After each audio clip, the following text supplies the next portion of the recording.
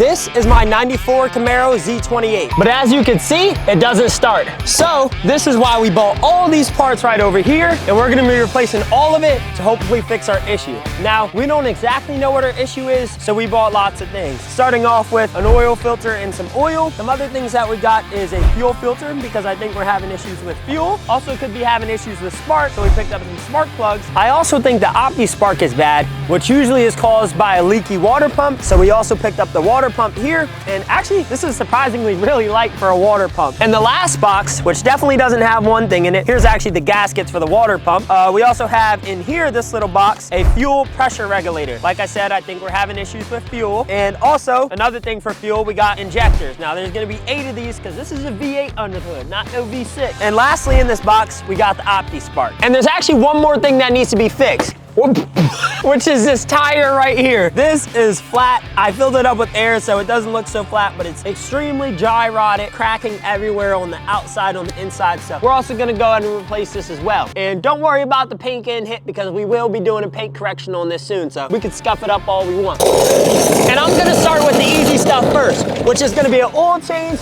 and oil filter. Hello? Told you this jack's on its way out. Oh. Also guys, whenever you're jacking something up, you want jack support. You know, your jack isn't gonna be enough, so. I'll support you while you jack it.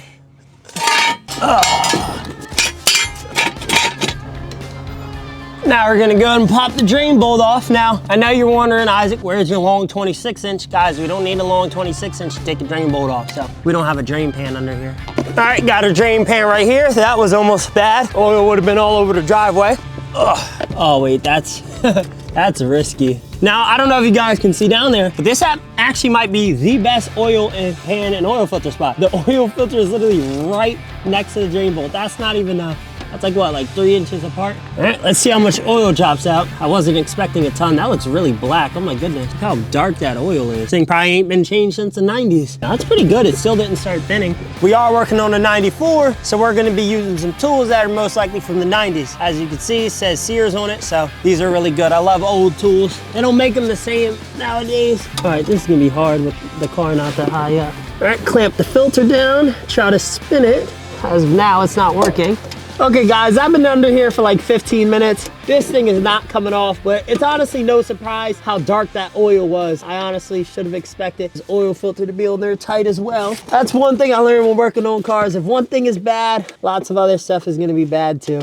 Okay guys, it's the next day now, because it took about like 7 hours to get that oil filter off, which I know sounds crazy. Had to end up removing the actual bracket or pedestal that the oil filter was on and buy like a few different things to try to really crank it off there. So that was a really big task, so we can go ahead and move on with the other parts, because we have lots to tackle. And the water pump and the distributor, or Opti spark, whatever you want to call it, are in similar places. The water pump is right under here, under this intake thing, so we're gonna have to take off that, and then the distributor is right under that. So let's go and start taking all this stuff off. And actually, while I was about to get started on taking some things off, I see a loose wire that's just connected to nothing. So, and I can't really see where it's routed to or anything. So comment down below if you have any clue what this sensor is. It's near the alternator. Yeah, near the alternator right here. So I got no clue where that goes. That could also be why we have a check engine light. You know, check engine light usually comes on when there's an unplugged sensor or something like that. And since we're gonna be taking the air filter stuff off and a little bit of trim pieces, we're gonna need a screwdriver, Phillips, and flathead. Then we're gonna need a 10 mil, and that should be good for now to take off a few things that we need. And not only have I never worked on a V8, I've never worked on a car that's had a distributor before, so it's pretty much all new to me.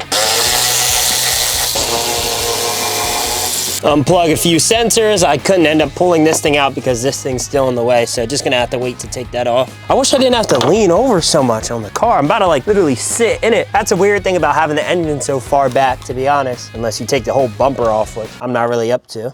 There we go. All right, got this out. Set that to the side. Screw these bolts back in. Something I learned from my OG. He said always screw the bolts back in that you can, so you don't have to wonder where they go. Hopefully you don't sit on any of those, but not like I'm foreign to sitting on stuff. Also guys, I almost forgot, I actually have to drain the coolant before I touch the water pump, because then it's gonna go everywhere. So let's drain that real quick, get that out of the way. Our oil pan was occupied, so I'm gonna have to pour this in a bucket first before we could use it. Now, I don't know how far this coolant is gonna shoot back. You know, a lot of things, when they get unplugged, they like to just, you know, come out real fast. Let's see how far this coolant goes everywhere. Could you imagine like just zero coolant came out of it? That would be crazy.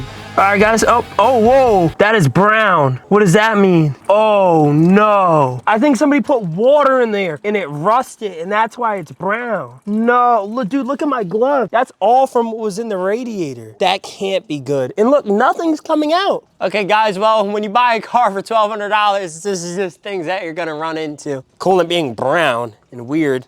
I'm gonna take this glove off. That is not freaking coolant. I don't know what it is, but it ain't coolant. It's like weird. Like the brown stuff that got on my glove is crazy. Like I said, the only thing I can imagine is somebody poured water in it and it rusted. All right, guys, well that coolant finished draining, we're gonna take off a few more things. Could you imagine how funny it would have been if you like pranked me and like started the car before I came out here and like let it run? And I'd take the cap off and it just flies at me. Oh. Ew. Ew. Yo, the coolant looks so bad. Let me know if y'all know why it's like brown like that. Like I said, the only thing I can think of is somebody put water in there, but if there's another reason, please let me know. Finding lots of issues with this car. Now that all the coolant's drained, I'm gonna start taking some of these hoses off. Oh, there we go, hose off. Use some like real thick, big hoses. Good thing you're used to those thick, big ones. What? This is where our thermostat should be now. We did not get a new thermostat, which I know is pretty stupid. Seems like you could replace it at any time, to be honest. Let's see if this thing pops right up. Oh, yeah, all that dust. Oh, no, that is not good. That's not good. I don't know, but that's not good. Well, water pump probably stopped working from whatever bull crap is in there. That is not good. Okay, guys, whoever worked on this car before me, I'm just gonna say I had zero clue what they were doing. Okay, guys, we're pulling the thermostat out. Definitely gonna have to go to AutoZone to get a new one. This thing is toast, especially after being whatever it was in. Throw this right there, who needs that? All right, trying to work on getting an 8mm on this thing that this idiot stripped. Now we gotta deal with all the issues. It's like when you get a girl and everybody's had her for, what, 94? So that's like 32 years, something. All right, guys, seems like my method is working here with the 8mm and the ratchet, getting it pretty loose. The hose must really be stuck on there because the clamp is loose, yeah. All right, a little bit of teamwork, got the hose loose and off. Seems like a lot of stuff is connected to this water pump. A lot more than I would think. Wait a minute. Okay, let's see what else we got hooking up to this thing. Okay, I see a hose down there. Take that one off too. It's like there's literally like 20 things connected to this water pump. It's crazy.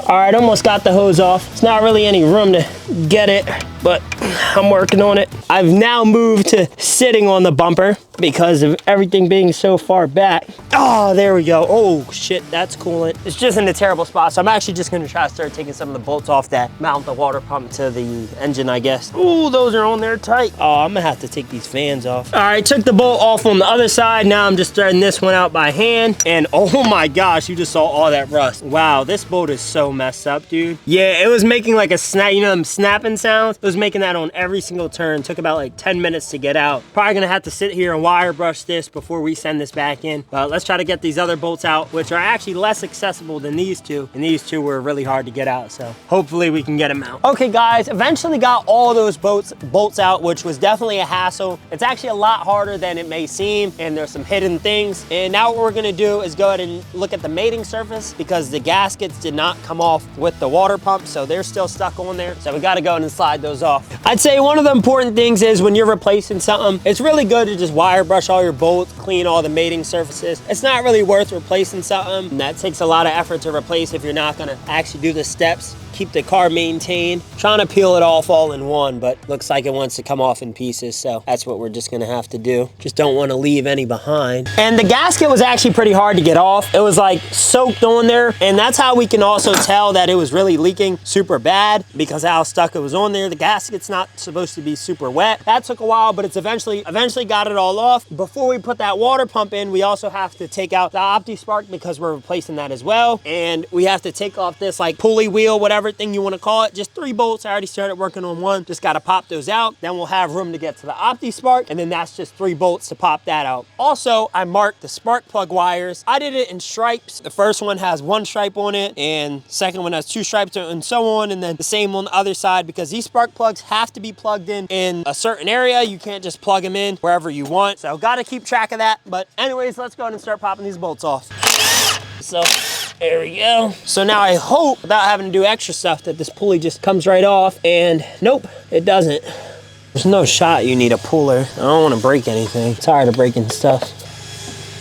This is like the crankshaft pulley, I'm pretty sure. And you're supposed to actually remove this with a wheel remover. But what I ended up doing was just like getting like a really big wrench and hooking a pry bar up to it and just pulling on it. And I think it was actually seized on there, although I wasn't using the proper tool. It was on there really bad. So that wheel's out of the way now. So now we can access the OptiSpark and take off 3 of the bolts that are holding on. I see one right here, another one right there, and then I'm gonna have to find the third one. Oh wow, those weren't in there tight at all.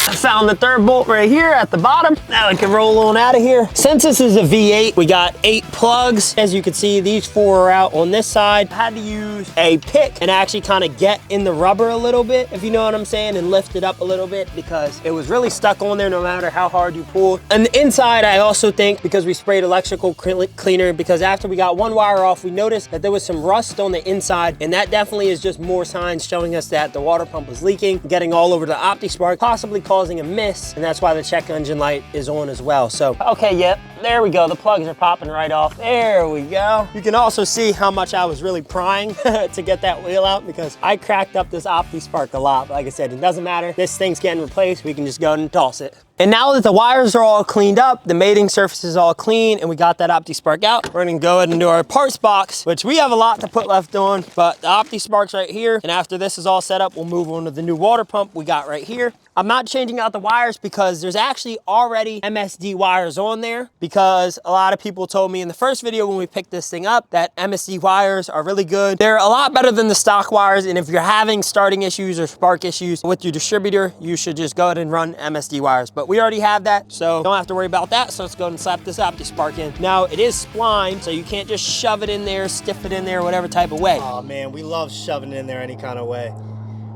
We're following the rules. We're not a rule breaker over here. Don't jam it, don't stiff it. That looks good, right? And right here are the 3 OptiSpark bolts. Put it in there nice and safely. So we're gonna go ahead and hook these bolts up first, and before we set up the wires, because we do not want our new OptiSpark falling on the ground. That will not be a good day. These things are not cheap. They're all the same size, so I don't think it really matters if you get them mixed up. Are you sure they're all the same size? That one you got right there is pretty big.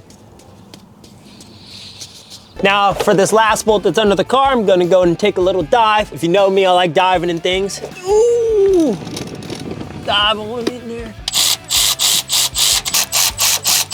Yeah, the reason I'm just using electric now, honestly, instead of hand tools and the torque wrenches, I realize every time I actually bring out a ratchet or something to do something, whether it's tighten or loosen, something wants to break. Now, you could argue, oh, you're hitting it at the wrong angle. Trust me, I'm good at hitting it at the right angle. It's not me, it's the tools. Now, let's plug in the sensors that I have zero clue what they are. Oh, wait, that's not the right sensor. I'm just an idiot, guys. The sensor's actually right here. I was looking at the intake coolant temp one. Go ahead and pop this sensor in like this. It should just slide in there. Shouldn't have to go a certain way, hopefully. Oh, that slid in real nice. Whoa. Guys, when you're doing something like this, you have to be extremely careful, because you do not want to have to take all this stuff off again. All right, all the wires are hooked up now, and the OptiSpark is bolted on. So next, I think, what do we have to work on next? Okay, next we're gonna have to put this crankshaft wheel back on, and then we could start hooking up with this bracket stuff and the new water pump, and then move on to the injectors and spark plugs next. And now I'm attempting to put the wheel fully back on without the tool, just a little mallet, but I couldn't get the radiator out, so I barely have any room. But for now, oh,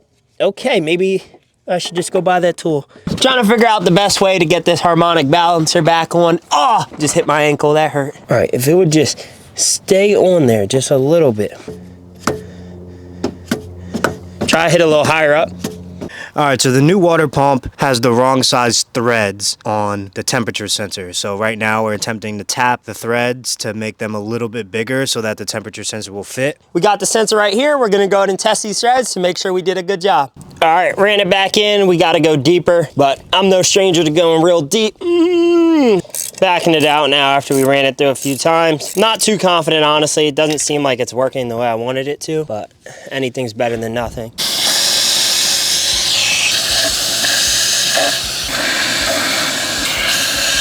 All right, got our 19mm wrench. And although the threads are not even, I wanna say not perfect, but they're not even decent, we're still gonna try to run it in through with the wrench, and hopefully it's good enough to get a good reading. I think it should be a lot better than it was before.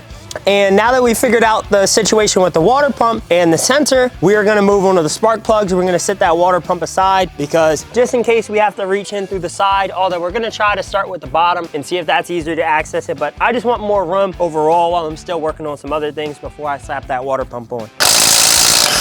If you're wondering why I'm using the Milwaukee stubby to get them off, I don't know where I sat my 1/2 inch impact, so we're gonna have to find that soon, but for now, this is working. I've never had to deal with a car where it's like the wires and all the spark plugs and stuff are so low down. A little different for me, but it's good because I get to learn. And I realized taking the wheels off actually really did nothing for me, at least so far, because I had my brother working on the spark plugs, the first one, and he was actually able to just reach right down through there and get one of them out. So he's actually gonna go ahead and knock out the rest for me. I don't really wanna break anything, bit risky, so he's just gonna go ahead and do that for me, but we're still gonna show you all the process. So I pulled the first plug out. As you can see, there's a little bit of oil on there, a little bit of blackening. It's not as bad as it could be, but it's still pretty dirty and needs to be changed regardless, so get rid of that old thing. What if I threw the new one? Yo, try to get your stiffy in there. Oh yeah, you see my finger work? That's why they like me. We just gotta get the tip on there, get it nice and snug. And these spark plugs are torqued to 11 foot-pounds. So we got our torque wrench right here, ready to torque this down to spec. Don't over torque it, you got a big tip. It's really easy to over torque these things, so we're gonna go, oh. Whatever moron worked on this car before over torqued the crap out of these spark plugs. So they were in there way too tight, but we got them at the proper torque spec now, so we're gonna go ahead and slip this back in. Okay, and then we're gonna move on to the next one. Pretty much impossible for you guys to see what's going on down here. I mean, I can barely see what's going on down here, but we're just gonna wiggle this thing off. All right, so I grabbed a pick just to work around the edge of these wires. If you're gonna use this method, be very careful. You don't wanna poke a hole in any of your wires, but they're really stuck on there, so this is the only option we have. Make quick work of that thing with the pick. Slips right off like she's wet. Yeah, if it ever doesn't come out, you just really gotta dig it in there. Oh, okay, that one was pretty tight too, but it wasn't as bad as the first one. Should be able to finger this thing right out. You finger it enough, it'll come out. See, this is the method I'm using right here. You use one of these. And it's like you're grabbing balls. Look at that, she's super black. That is not good at all. I hate when it's black. Yeah, you don't want it black. Show them what to do if it's black.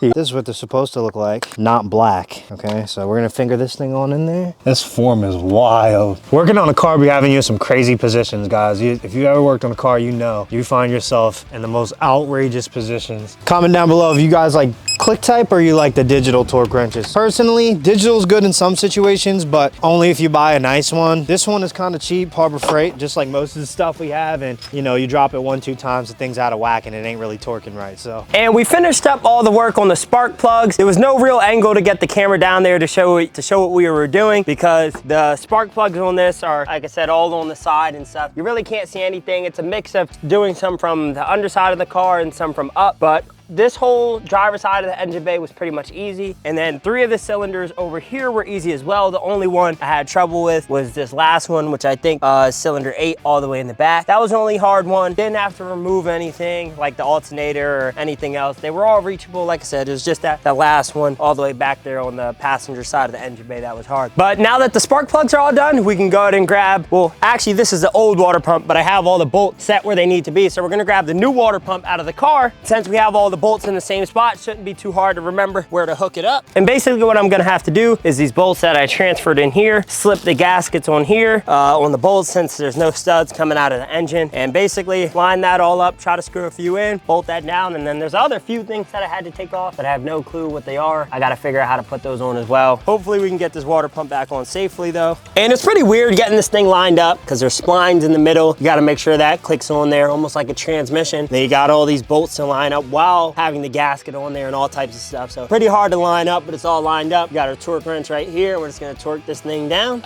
Let's get to it. Ooh, oh, I just hurt my shoulder. Did that pretty stupid. All right.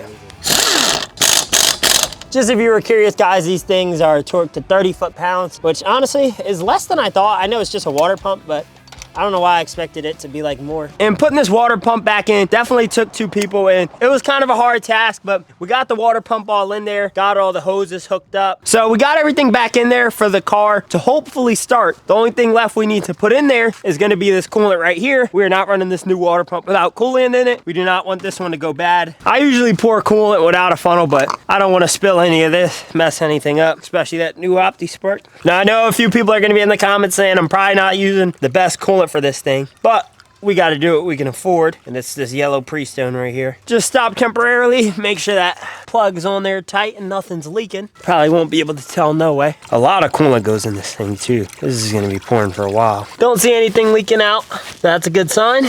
Damn, probably should have looked up how much this car took. Okay guys, so we're in the car right now and we're driving. I already got the new tire on there. Unfortunately, we weren't able to film them swapping it out, but it's a good thing we got that tire off, because more visual inspection once it was off, it was even worse than we thought. Lots of bad cracking all around the tire on the inside. So now we're about to go take it for a road test to see if we actually fix this car or if it's still broken. There we go, swing it a little bit out here.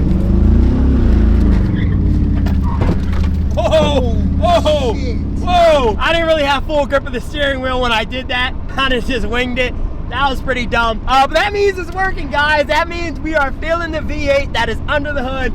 Before, when we were driving this thing, I was missing lots. You can tell he's a front wheel drive guy. He has no clue how to swing a rear wheel. Yeah, I'm really noticing the biggest difference, like I said, which was lots of power loss. When you would give it power, the RPMs would just drop back all the way down. It was acting really weird, but now it's punching. As you can see, it's kicking out. It's giving us all the power that a V8 should really give us. Still having some trans issues. We'll touch that later on. Oil pressure, I got a few comments saying it was really bad. Oil pressure is, oh, okay. Oil pressure lowers down a lot once you slow down, but once the car is driving, oil pressure is pretty good. So I'm rolling around 30 real quick, see if it has some power loss. If we just straight punch it from right here, might get a little starting pull. It's acting weird now. And we didn't tackle the steering or the suspension parts, but honestly, the way it's driving, haven't really done too much tests on it, but it doesn't seem that bad to me. The biggest issue was really just the power loss and the car not starting and stuff like that, but pretty happy with the way this car is turning out and the things we did to fix it. Y'all hear that cam I got in there? Woo-hoo-hoo!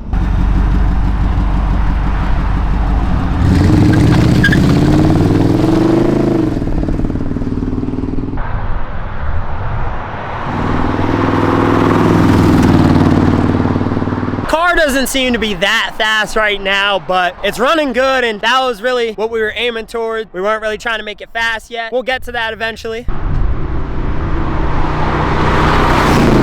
Oh, there we go. Now we got a real flyby. Whoa, the whole car's shaking, but that's really just the cam.